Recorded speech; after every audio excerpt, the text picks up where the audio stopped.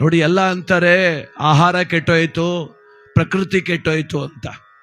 ನಾನು ಅನ್ಕೊಂಡಿದ್ದೀನಿ ಅವೆಲ್ಲಕ್ಕಿಂತ ಮನ್ಸು ಕೆಟ್ಟೋಗೋದು ನಮ್ದೆಲ್ರದ್ದು ಅಂತ. ಆಹಾರ ಪ್ರಕೃತಿಗಿಂತ ಜಾಸ್ತಿ ಕೆಟ್ಟೋಗಿರೋದೇನು ಅಂದರೆ ನಮ್ಮೆಲ್ಲರ ಮನಸ್ಸು. ಅದಕ್ಕೆ ಮೊದಲು ಮನಸ್ಸು ಸರಿಯಾಗಿದ್ರೆ ಚಂದ.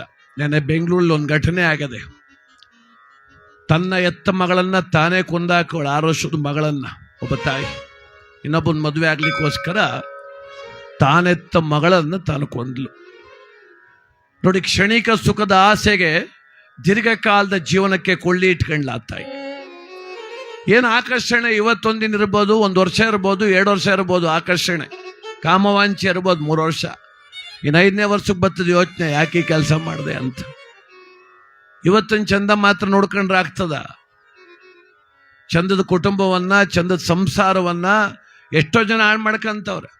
ಇನ್ಸ್ಟಾಗ್ರಾಮಲ್ಲಿ ಏನೋ ಒಂದು ಫೋಟೋ ಹಾಕ್ತಾರೆ ಹೆಣ್ಮಕ್ಳು, ಹತ್ತಿಂದ ಯಾರೋ ಒಬ್ರು ಮೆಸೇಜ್ ಹಾಕ್ತಾರೆ, ಸೂಪರ್ ಆಂಟಿ ಅಂತ ಏನೋ ಆಗ್ತಾ.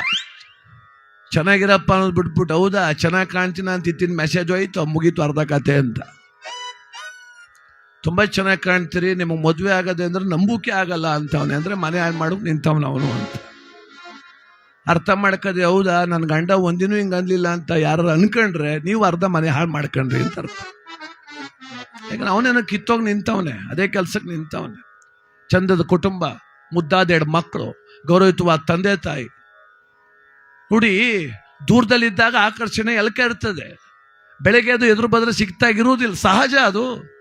ಇದು ಗೊತ್ತಿಲ್ಲದೇನೆ ಯಾರೋ ದೂರದಲ್ಲಿರೋ ನಾನು ನಿಮ್ಗೆ ತುಂಬ ಪ್ರೀತಿಸ್ತೇನೆ, ಏನು ಅರ್ಥ ಆಗ್ತದೆ? ಏನು ಅರ್ಥ ಆಗ್ತದೆ?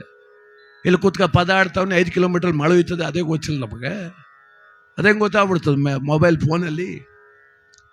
ಭಾಳ ಜನಕ್ಕೆ ನಾನು ಹೇಳೋದು ಇಷ್ಟೇ, ಮೊಬೈಲ್ ಎಷ್ಟು ಒಳ್ಳೆಯದು ಅಷ್ಟೇ ಕೆಟ್ಟದಾಗಿ ಮಾರ್ಪಡ್ತಾ ಇದೆ. ಇವಾಗ ಅಪರಿಚಿತರ ಸ್ನೇಹ ಸಿಗ್ತಾ ಇದೆ, ಪರಿಚಿತರ ಮನಸ್ಸೇ ಅರ್ಥ ಮಾಡ್ಕೋಕಾಯ್ತಾ ಇಲ್ಲ, ಕೊಟ್ಟ 50,000 ಇಸ್ಕೋಕಾಯ್ತಾ ಇಲ್ಲ ನಮ್ಮನ್ನ ಸಂಬಂಧಿಕರ್ತಾವು. ಇನ್ನು ಯಾರೋ ಒಬ್ರು ಎಲ್ಲೋ ಕೂತ್ಕೊಂಡ್ಬಿಟ್ಟು ನಿಮ್ಮ ಕಂಡ್ರೆ ಇಷ್ಟ, ನಿಮ್ಮ ಕಂಡ್ರೆ ನಂಬಿಕೆ, ಹೆಂಗೆ ನಂಬೋದು?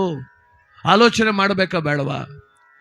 ಅದಕ್ಕೆ ದಯಮಾಡಿ ನನ್ನ ಪ್ರೀತಿಯ ಸಹೋದರಿಗೊಂದು ಕೈ ಮುಗಿದು ಕೇಳ್ಕೊತೀನಿ, ಚಂದದ ಕುಟುಂಬವನ್ನ ಯಾವುದೋ ಒಂದು ಕೆಟ್ಟ ಆಸೆಗೆ ಬಿದ್ದು ಹಾಳು ಮಾಡ್ಕೊಂಡು ತಾನೆತ್ತ 6 ವರ್ಷದ ಮಗಳನ್ನ ತಾನು ಕೊಲ್ತಾಳೆ ಆ ತಾಯಿ. ಅಂದರೆ ಎಷ್ಟು ಮಟ್ಟಿಗೆ ಕೆಡ್ತಾರೆ ಸಮಾಜ. ಎಲ್ಲಾರು ನೋಡ್ರಿ, ಎಲ್ಲ ಸುದ್ದಿಗಳು ಹೆಂಗೆ ಅಂದರೆ ಅಣ್ಣ ತಮ್ಮನ ಕೊಂದ, ತಮ್ಮ ಅಣ್ಣನ ಕೊಂದ, ಎತ್ತೋರ್ ಮಕ್ಳು ಕೊಂದ್ರು, ಮಕ್ಳು ಎತ್ತೋರ್ನೇ ಕೊಂದ್ರು.